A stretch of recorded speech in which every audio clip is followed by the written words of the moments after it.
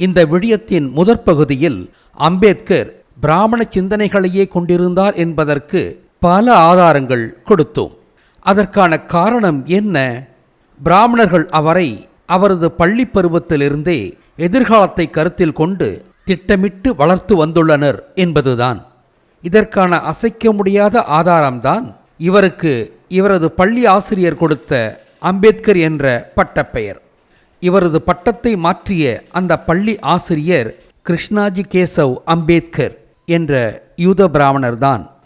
அம்பேத்கர் அம்படவேக்கே என்ற ஊரைச் சேர்ந்தவராகியதால் பீம்ராவ் ராம்ஜி அம்படவேக்கர் என்ற பெயரிலேயே பள்ளியில் சேர்க்கப்பட்டார்.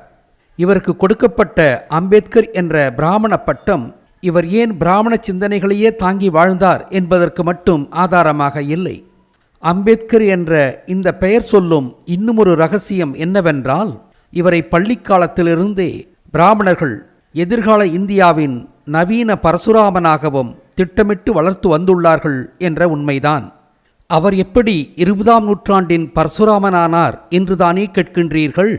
தமிழகத்தின் கலவர ஆட்சி காலத்தில் பரசுராமனின் சட்டங்கள் எப்படி தமிழர்களை ஆளும் சட்டமாகியதோ அதே போன்று இன்றைய இந்தியாவின் சட்டமும் பரசுராமனின் சட்டங்களாகத்தானே இருக்க வேண்டும். அதற்காகத்தான் இந்திய அரசமைப்புச் சட்டத்தை இயற்றுவதற்கென்றே பள்ளி பிராயத்திலிருந்தே திட்டமிட்டு வளர்த்தெடுக்கப்பட்ட பிள்ளைதான் அம்படவேக்கர்.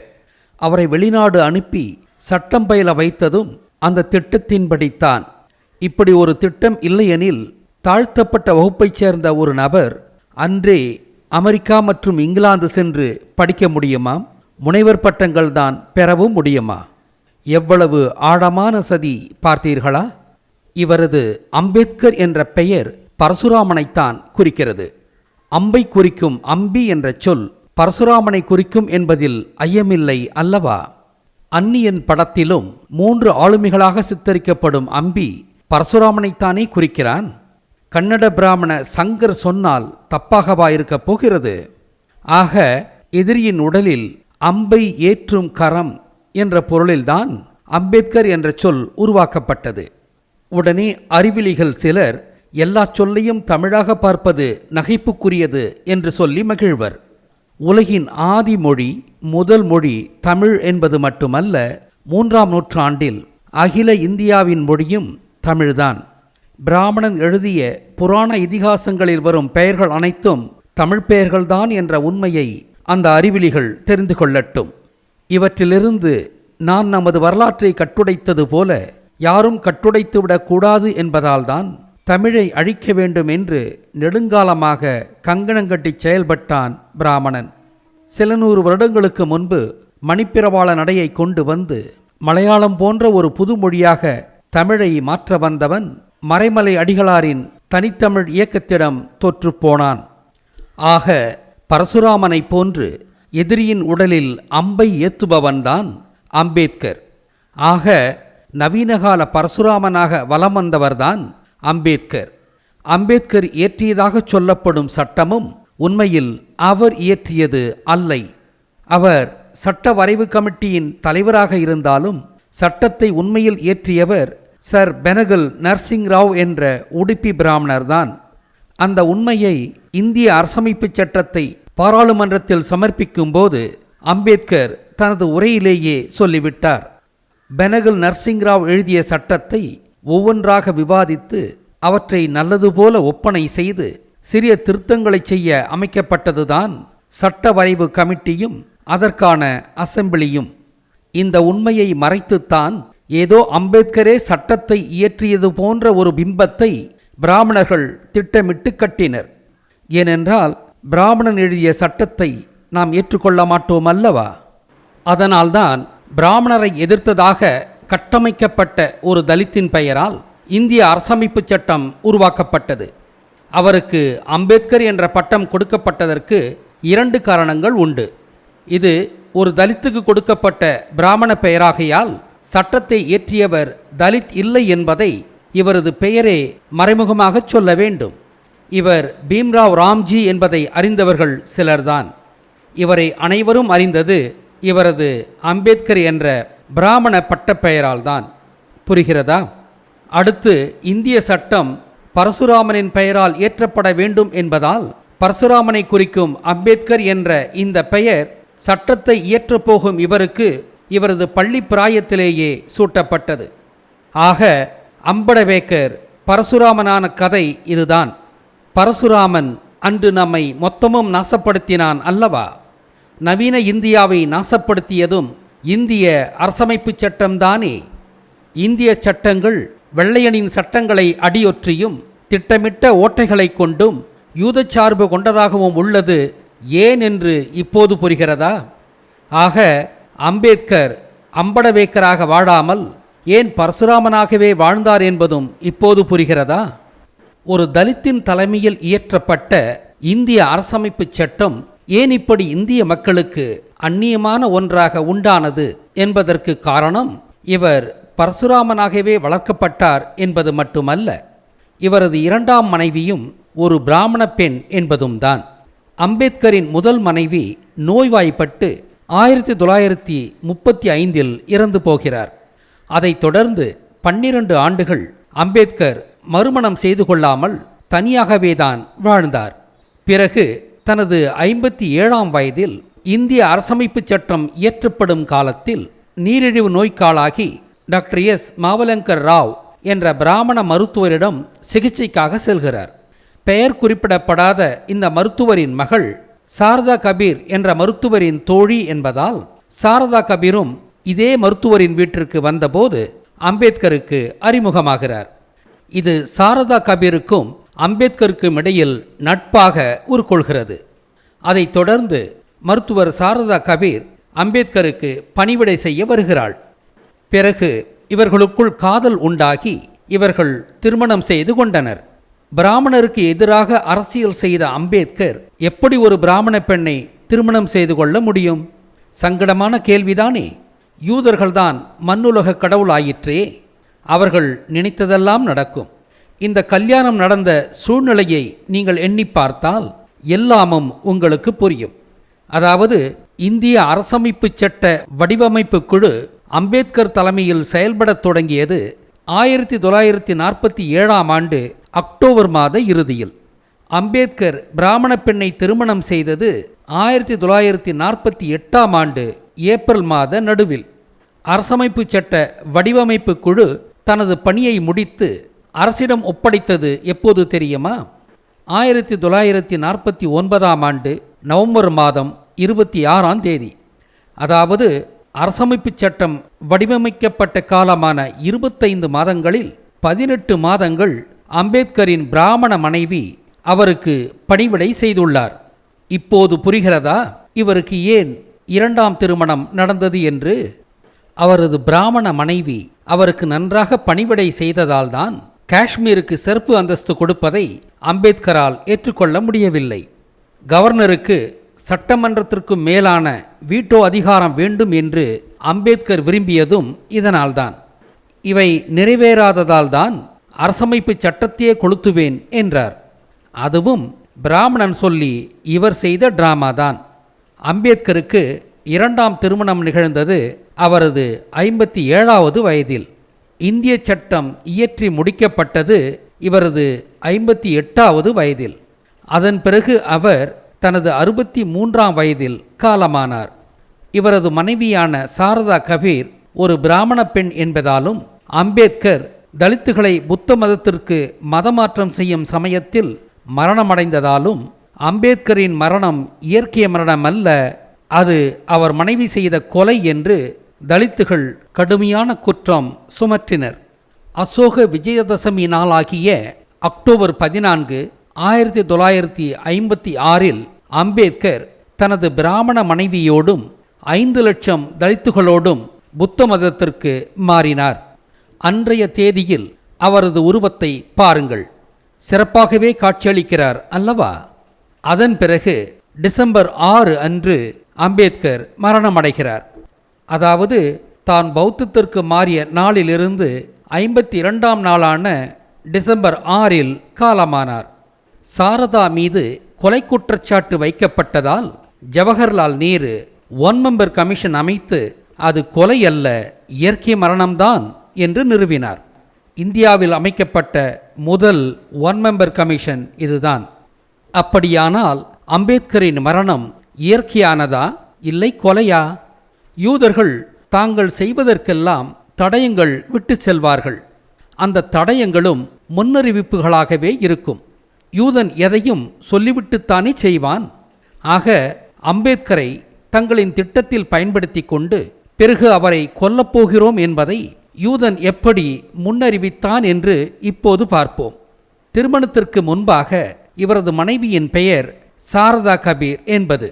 கபீர் என்ற பட்ட பெயர் இவர் எகிப்தின் யூத அரச வம்சத்தின் வழித்தோன்றல்தான் என்பதை குறிக்கும் பட்டப்பெயர். இந்திய கலாச்சாரத்தின்படி திருமணமான பெண்கள் தங்களின் கணவனின் பெயரை தங்களின் பெயரோடு சேர்த்து கொள்வது இயல்புதானே. அதன்படி இவர் திருமணத்திற்கு பிறகு சாரதா அம்பேத்கர் என்றுதானே அழைக்கப்பட்டிருக்க வேண்டும்.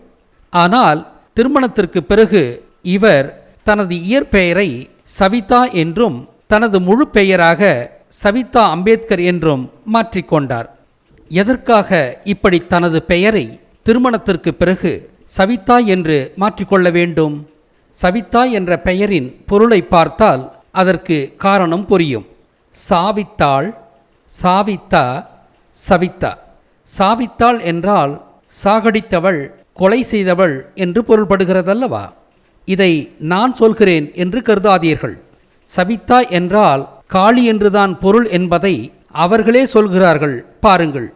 இவளுக்கான கோள் காளியைப் போலவே சனிதான். இவளுக்கான வண்ணமும் கருப்புதான்.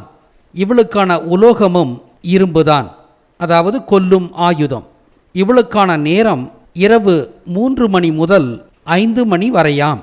இது வெள்ளி முளைக்கும் நேரமாகையால் இது காளிக்கான இரவு நேரம் மட்டுமல்ல, வள்ளிக்கான நேரமும் தான். காளியைப் போலவே வள்ளியான மீனாட்சியும் பிராமணனின் கட்டுக்கதைப்படி சிவனின் மனைவிதானே. அதனால்தான் இருவரையும் குறிக்கும்படி இந்த இரவு நேரத்தை சவிதாவுக்கான நல்ல நேரமாக்கினான் பிராமணன். இவ்வளவையும் சொல்லிவிட்டு சவிதா என்றால் சூரியன் என்று பச்சையாக பொய் சொல்கிறான் பிராமணன். அது சவிதாவின் கணவனாகிய சிவனைத்தான் குறிக்குமே ஒழிய சவிதாவை அல்ல.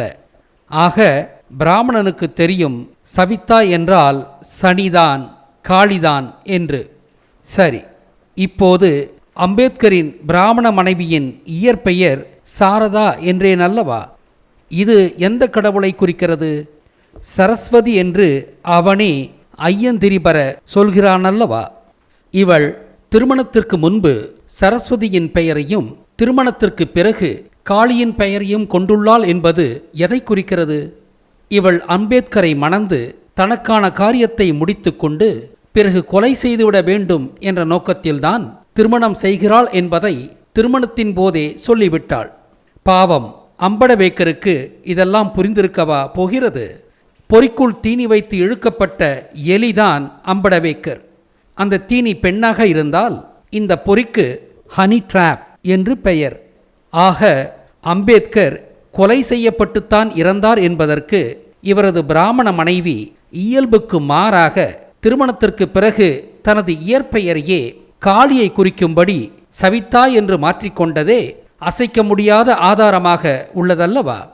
திருமணத்திற்கு பிறகு இவர் தன்னை சவிதா என்று அழைத்து கொண்டாலும் அம்பேத்கர் இவரை சாரு என்றே செல்லமாக அவரது முந்தைய பெயராலேயே அழைத்தார் என்பதையும் எண்ணி பாருங்கள். ஆக திருமணத்திற்கு பிறகு இவள் தனது பெயரை சவிதா என்று மாற்றிக்கொண்டது உன்னை கொல்லவே வந்துள்ளேன் என்பதை மறைமுகமாக குறிக்கத்தான் என்பது புரிகிறதா? உடனே ஆஹா, பெயரை வைத்து இப்படியெல்லாமாடா அவதூறு சொல்வாய் என்று பிராமண பிஞ்சுகள் கேள்வி கேட்கலாம். மேலும் ஆதாரம் கொடுக்கட்டுமா? அம்பேத்கர் என்பது பரசுராமனை குறித்த பெயர்தானே. பரசுராமனின் மனைவி துர்க்கைதானே. துர்க்கையை காளியாகத்தானே பிராமணன் சித்தரிக்கிறான்.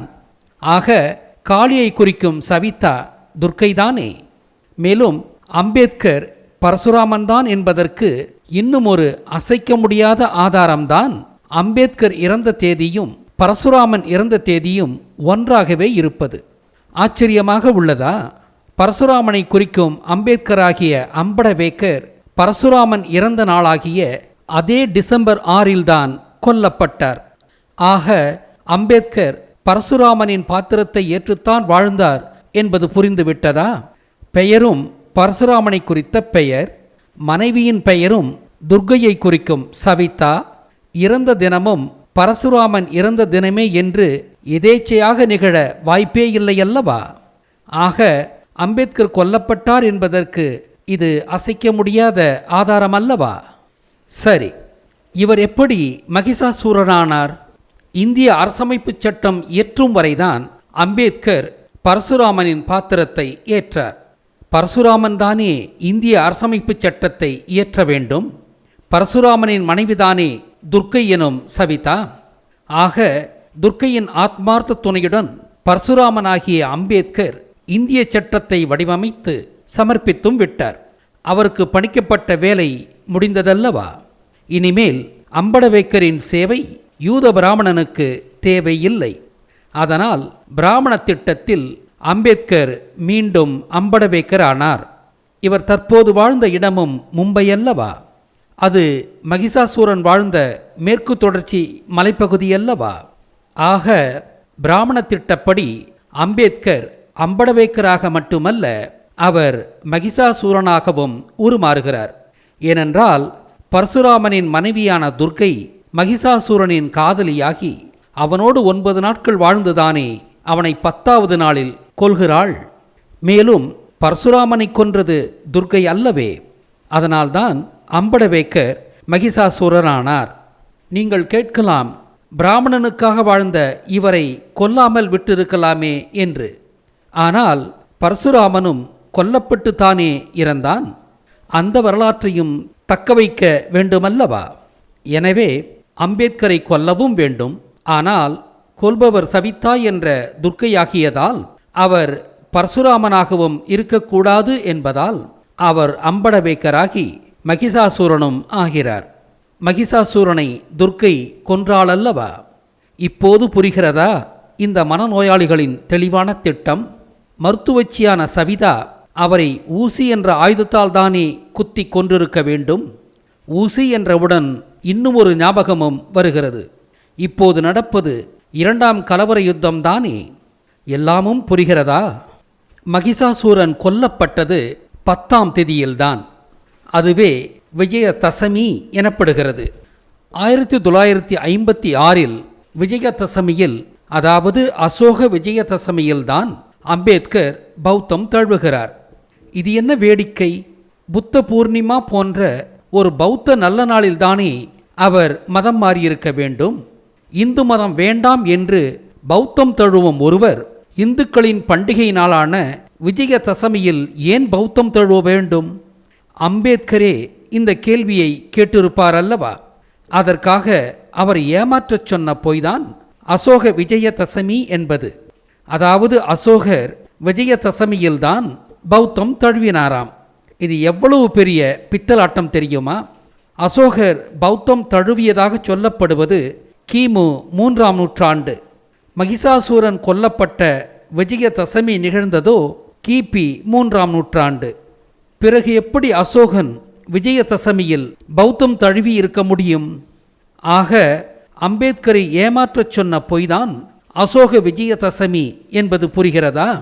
எதற்காக விஜயதசமியில் அவரை பௌத்தம் தழுவ வைத்தனர்? பௌத்தம் என்பது உண்மையில் பிராமணனின் எதிரியான சாக்கியர்களின் சித்தாந்தம். அதை தழுவும் அம்பேத்கர் பிராமணனின் எதிரியாகிறார். அதாவது பரசுராமனின் எதிரியாகிறார். பரசுராமனின் எதிரி மகிஷாசூரன் தானே. ஆக அம்பேத்கரை மகிஷாசூரனாக்கும் சடங்குதான் அவரை விஜயதசமியில் பௌத்தம் தழுவ வைத்த சதி. அவரை இந்த திதியில் பௌத்தம் தழுவ வைத்தது யாராக இருக்கும்? அவரது மனைவி சவிதாவாகத்தானே இருக்க வேண்டும். அம்பேத்கரை மகிஷாசூரன் என்று நான் சொல்வதற்கு அசைக்க முடியாத ஆதாரம் கிடைத்துவிட்டதல்லவா? சரி, அம்பேத்கருக்கு நீலவண்ணம் கொடுக்கப்பட்டது எதற்கு என்று பார்ப்போம். புத்தர் என்பது ராவண இந்திரன் வம்சாவழி என்பதையும், அதனாலேயே அவரது சமயம் இந்திரனின் பெயரால் சாக்கிய பௌத்தம் என்றும் அழைக்கப்பட்டது என்பதையும் தகுதியான ஆதாரங்களோடு இராமாயண ஆய்வின் போது நிறுவினோம். ராவண இந்திரர்கள் வானத்தில் விமானத்திலும் லெகிமம் சக்தியாலும் பறந்தவர்கள் என்று ஏற்கனவே நிறுவினோம் அல்லவா? அதனால்தானே அவர்களை வானத்து விண்மீன்களாக கருதி மீனராசியாக குறித்தார் திருமால். பகல்வானம் நீல நிறம் கொண்டதுதானே. அதனால்தான் ராவணனும் இந்திரனும் நீல வண்ணத்தால் குறிக்கப்படுகின்றனர். அதனால்தானே ராவண இந்திரர்களை குறிக்கும் இரட்டை கோபுரத்தை நீல வண்ணத்திலும், மங்கள அதாவது மண்கல கரத்தினனாகிய கும்பகர்ணனை குறித்த 7வது கட்டிடத்தை மண்கல நிறத்திலும் யூதன் நிறுவினான். ஆக ராவண இந்திரர்களின் அடையாள வண்ணம் நீலம்தான். ஆக ராவண இந்திரர்களின் அடையாள வண்ணமே சாக்கிய புத்த மதத்தின் அடையாள வண்ணமுமானது. அதனால்தானோ என்னவோ யுவான் சுவாங்கிற்கு முன்பே பௌத்தம் அறிமுகமாகியிருந்த சீன பௌத்தர்களின் உடை நீல நிறத்தில் உள்ளது. ஆனால் சாக்கிய பௌத்தத்தை அழித்து அதற்கு பதிலாக மகாயான பௌத்தத்தை நிறுவிய யூத பிராமணன் பௌத்தர்களை தனது அடிமைகளாக குறிக்க அவர்களுக்கு அனுமாரின் செந்தூர வண்ண ஆடையை கொடுத்தான். அதனால்தான் அம்பேத்கரால் பௌத்தம் தழுவிய தலித்துக்களும் செந்தூர ஆடையை உடுத்தினர். இவ்வாறெல்லாம் இருந்தும் அம்பேத்கருக்கு மட்டும் ஏன் நீலவண்ணம் என்ற கேள்விக்கு நாம் விடை காண வேண்டும். ராவண இந்திரர்களின் அடையாள வண்ணம் நீலம். ராவணனின் கடவுளாகிய சிவனும் நீல வண்ணத்தில்தானே சித்தரிக்கப்படுகிறார். இவர்கள் அனைவருமே மலைமக்கள்தானே. கொங்கு நாட்டைச் சேர்ந்த மைசூர் அரசனாகிய மகிஷாசூரனும் மலைமகன்தானே. அதனால்தான் சிவனின் அடியாராக கருதப்படும் மலைமகனாகிய மகிஷாசூரனும் நீல வண்ணத்தில் குறிக்கப்படுகிறார். இதற்கான கூடுதல் சான்றாக எனது சண்டிகேஸ்வரர் ஆய்வில் சிவன் கோயில் சிவலிங்கத்தையே பிராமணன் மகிஷாசூரன் துர்க்கை என்று கற்பிதம் செய்தது நினைவிருக்கிறதா? அதன்படித்தானே மூலஸ்தான கோமுகிக்கு பக்கத்தில் சண்டி அமர்ந்திருக்கிறான். ஆக மகிஷாசூரனின் அடையாள வண்ணமும் சிவனைப் போலவே நீலம்தான். அந்த நவயுக மகிஷாசூரனாகத்தானே அம்படவேக்கர் பிராமணரால் கற்பிதம் செய்யப்படுகிறார். இப்போது புரிகிறதா அம்பேத்கருக்கு நீலவண்ணம் வந்த விதம்? அவர் தொடங்கிய தலித்துகளுக்கான அமைப்பின் கொடியும் நீலவண்ணம்தான். அவர் உணர்ந்தோ உணராமலோ பிராமணன்தான் அவரை ஒவ்வொரு நிகழ்விலும் வழிநடத்தியுள்ளான் என்பது புரிகிறதா?